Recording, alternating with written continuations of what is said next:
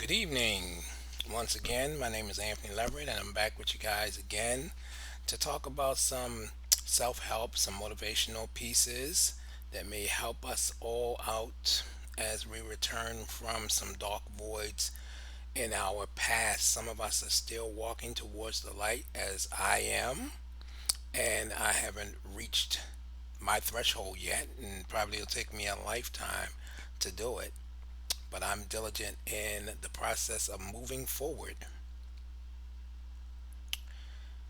In this little session, I'd like to talk about reclaiming your power. A lot of folks say, "What do you mean, Mr. Anthony, about reclaiming your power?" A lot of us who have addiction problems or medical problems, we tend to feel that we have to totally surrender to the problem in order to find a solution to the problem. We've already given that problem as much of us as we can possibly give. Let's take addiction, for instance. Addiction is classified as a brain disease by the medical model that states that it is affecting you mentally, physically, and chemically. Now that we understand that, what is it that we're going to do about it? It's our body, it's our mind, it's our spirit. What are we going to do about it? We have given into addiction, to pain, to despair, to depression, to stress, to anxiety because we've made that choice to surrender to it. So, how do you reclaim your power once you've surrendered to it? The Serenity Prayer tells you to understand the things that you cannot change, receive the things that you can change, but be wise enough to know the difference between the two. The lesson is clear. In our addictive thinking and processing towards things that stimulate us, that makes us feel a certain way, and that we achieve some type of heightened satisfaction for it. What is it that we can do to change that? We have to find something that's more important to us than our addiction, than our despair, than our distress, than our depression, than our anxiety to focus on. How do you maintain your recovery? By taking it one day at a time, but making sure that you are focused on things that'll benefit you. This is how you regain your power. You gave your power away because you focused on things that were not healthy for you, that did not benefit you. I know I did it. I did it. It ended me up in a hospital bed near death. And probably a multitude of people out there who possibly have looked at my videos, who have been potential clients of mine, and people that I work with now. You surrendered to death. You surrendered to despair. You surrendered to depression and anger and anxiety. And because you surrendered to it, you relinquished your power to say that I control myself. No one else and nothing else controls me. Can you get your power back? Of course you can. You gave it away. Why can't you get it back? Some of us feel like we're too far gone. Oh, there's nothing left. Oh, I can't. Then you're giving into hopelessness. And there's nothing worse than giving into hopelessness. This is how people find themselves homeless, find themselves disconnected from everything that could possibly give them a ray of hope. Is that a good thing to do? Some people spiritually disconnect themselves from the world, but at some point they have to have some lifeline or some type of line to reconnect.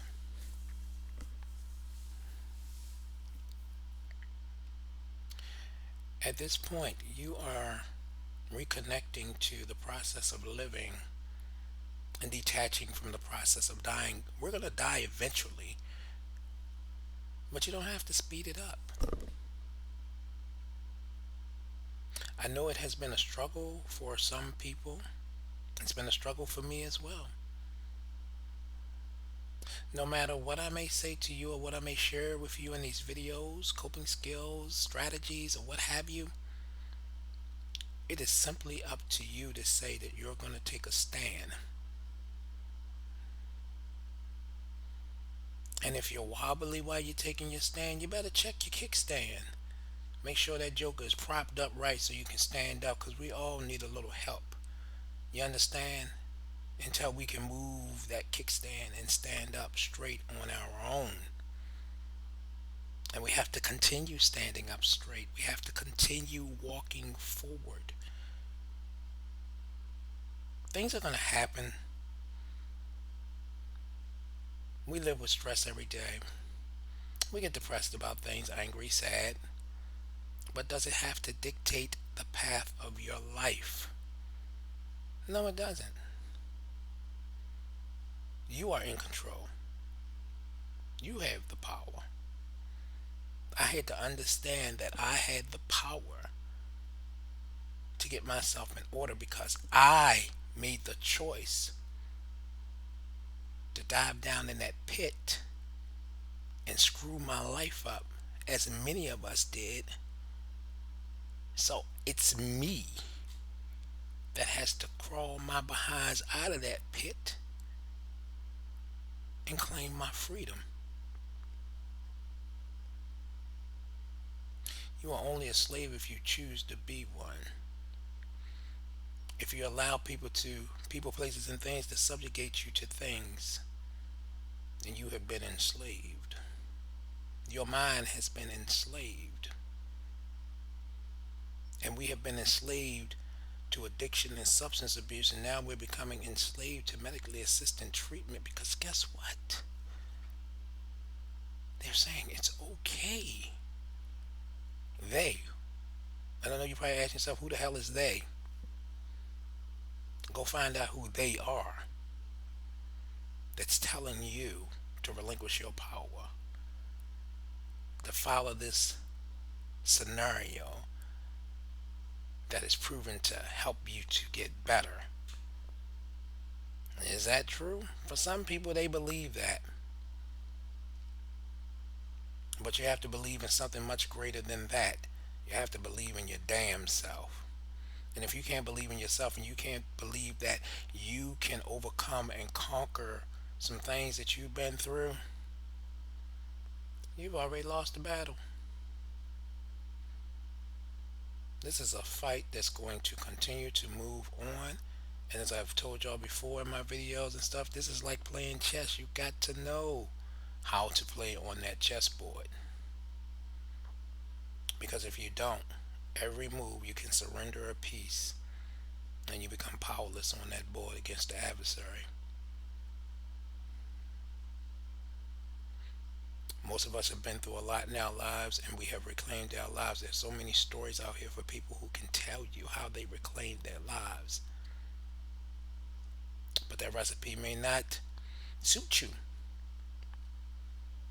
But the general thing is that it's your life. And if you truly want to live it, then you'll take back the power that you gave away to addiction, to despair, to distress, to anger, and you'll start living your life and making every day that you're here meaningful.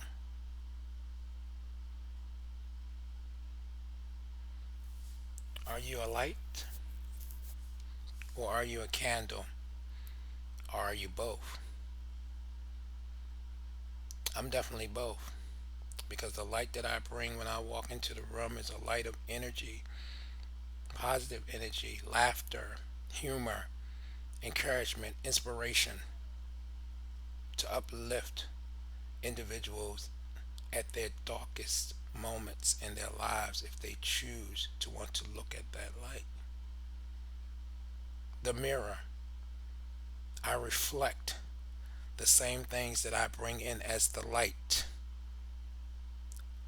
I model myself as an upstanding young man who have been through some things but have learned so much from my life experiences and that I want to share with others, and I want others to share their experiences with me so we can find some solutions to help folk.